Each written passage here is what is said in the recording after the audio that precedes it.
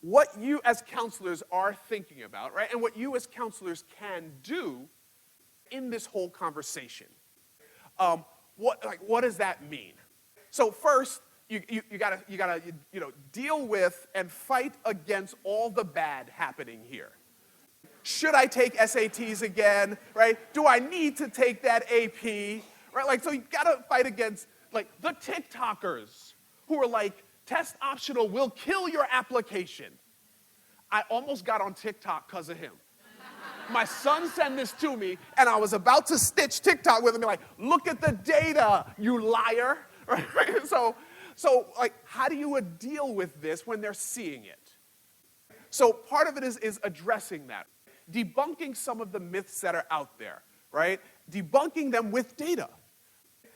Graduation rate, I think, is a terrible statistic, because the way it's calculated is terrible. The red is the graduation rate at these colleges. The pink is the transfer rate. Isn't transfer success too?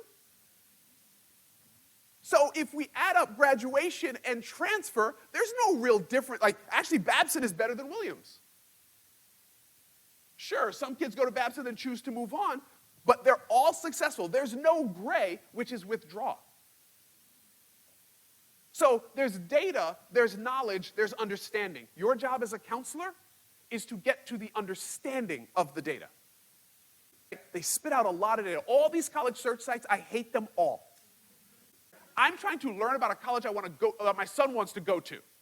These search sites don't help you find out, do you want to go there? They try to help you find out, can you get in? Which is a very different conversation, right? So we have to make sure we're bringing that understanding here. And then factoring in things, recognizing stuff, right? Well, there's probably a reason Clark Atlanta has a lower graduation rate and a much, much higher transfer rate. Clark Atlanta is just fascinating to me. It kind of makes sense. You're at Clark Atlanta, you really wanted to go to Morehouse or Spelman, you get in, you do a year, you transfer. High transfer rate there makes sense. Now, I'm making that up. I don't know if that's true at all. Right? But also, lower graduation rate. Well, look at their Pell rate. You know what makes it really hard to graduate college? Being poor. So, like, of course this chart makes sense. It's essentially arranged by the money of the students who get in.